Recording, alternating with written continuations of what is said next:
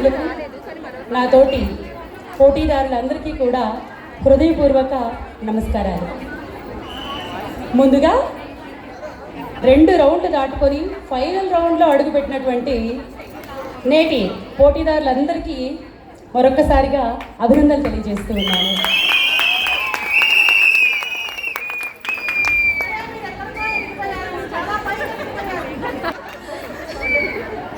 The legacy we leave behind.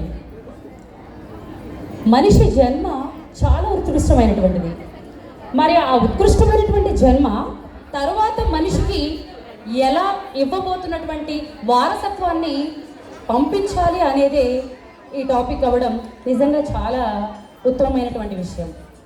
ప్రతి తల్లి అనుకుంటూ ఉంటుంది, నాకు రాముడు లాంటి కొడుకు కావాలి అని. ప్రతి తల్లి అనుకుంటుంది.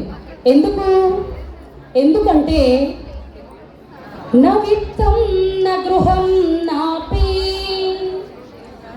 నవిత్తం న గృహం నాపి, న భూమి న చ భూషణం, న భూమి న చ భూషణం, సంస్కార సద్గుణాశ్చైవ సంతతే సంతతే. అదే లెగసీ. సో మన సంతతికి ఇవ్వబోయేటటువంటి వారసత్వం ఎలా ఉండాలి అని అంటే పరమం ధనం, ఉత్తమమైనటువంటి సంపదగా ఉండాలి.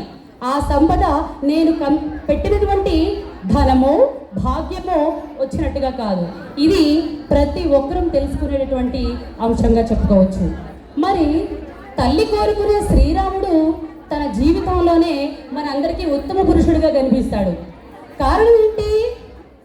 సీతమ్మ వెనక ఉండడం ఒక్కటే కాదు, సీత ఏకపత్ని వ్రతం ఒక్కటే కాదు, సద్గుణాల రాశి అయినటువంటి శ్రీరాముడు ప్రతి మనిషికి మార్గదర్శి అయితే, సద్గుణాల రాశి అయినటువంటి సీతమ్మ కూడా ప్రతి ఒక్కరికి మార్గదర్శి. తరువాత తరానికి సంస్కృతిని అందించినటువంటి భారతదేశంలో మన సీతమ్మ అమ్మ తనేం చెప్పింది? 10 అడుగులే పరమార్థము, గతి ఆతడే ఎల్లవేళ. 10 అడుగులే పరమార్థం, గతి అతడే ఎల్లవేళలా. గౌరవమతడే వ్రతమతడే అతివయని చాటెనమ్మ అవనిజ సీత. సీతమ్మ అంత గొప్పగా చెప్పింది స్త్రీమూర్తి ఎంత శక్తివంతమైనటువంటిది అని. ఎందుకంటే ప్రతి ఒక్క ఇంట్లో కూడా తరువాతి తరానికి అందించే ప్రతి ఒక్క ప్రవర్తన కావచ్చు, సభ్యత సంస్కారాలు కావచ్చు, ఇవి తల్లి దగ్గర నుండి మొదలవుతున్నాయి. అందుకే సీతమ్మ తల్లి మనకిచ్చిన వారసత్వాన్ని ఒక మహిళా శక్తిగా తరువాత తరానికి అందిస్తూ ఉన్నాం. ఎందరో గొప్పవాళ్ళు ఉన్నారు, అందరి గురించి మాట్లాడుకుంటూ ఉన్నాం.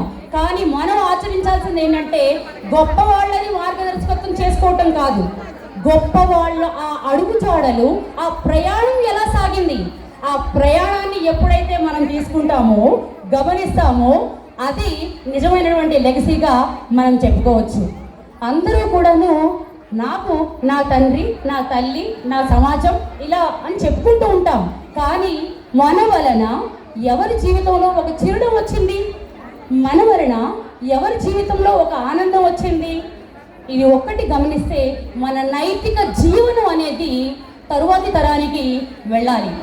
ఆ నైతిక విలువలతో మనం ముందుకు సాగినప్పుడు మనము పోయినా మన వారసత్వంగా ఈ సమాజానికి మనం ఇవ్వగలిగేటటువంటి గొప్ప వారసత్వం బహుమతిగా నిలిచిపోతూ ఉంటుందన్నమాట. ఇలా ప్రతి ఒక్క విషయంలో చెప్పుకుంటూ ఉంటే నైతిక విలువలు, ఒక బాధ్యత, ఒక గౌరవం, ఇవన్నీను మనకి మనంతట రాలా, మన తల్లిదండ్రుల దగ్గర నుంచి వచ్చాయి. తల్లి తండ్రి ఆ రక్తం నుంచి వచ్చాయి. ఒక అమ్మాయి తనకి పరీక్ష ఉంది, పోటీ ఉంది, తను ఆ పోటీకి వెళ్ళాలని సిద్ధమవుతున్న సమయంలో తండ్రి హఠాన్ మరణం సంభవించింది. మరి తండ్రి దగ్గర ఉండిపోవాలా లేదా పోటీకి వెళ్ళాలా? వెళ్ళాలి. ఎందుకు అంటే తండ్రి ద్వారా తల్లి ద్వారా నేర్చుకున్న ఏంటి అంటే బాధ్యత, గౌరవం, ఇవన్నీ కూడా నేను ఇప్పటి నుంచి ఆశించింది ఏంటి, నీకెందుకు చదివించాను, ఒక స్త్రీ మూర్తిగా నిన్ను ఎలా తీర్చిదిద్దాలనుకున్నాను. నేను చనిపోతే నువ్వు ఎలా ఆగిపోతావు, నీకు అప్పగించిన బాధ్యతని నువ్వు నెరవేర్చుకోవాలి అని చెప్పి ఆ తండ్రి నేర్పిన సభ్యత సంస్కారం ఈరోజు ఈ కోమలిని ముందుగా నిలబెట్టింది. మా నాన్నగారు 4 రోజుల క్రితం చనిపోయారు. వాళ్ళకి 4వ రోజు.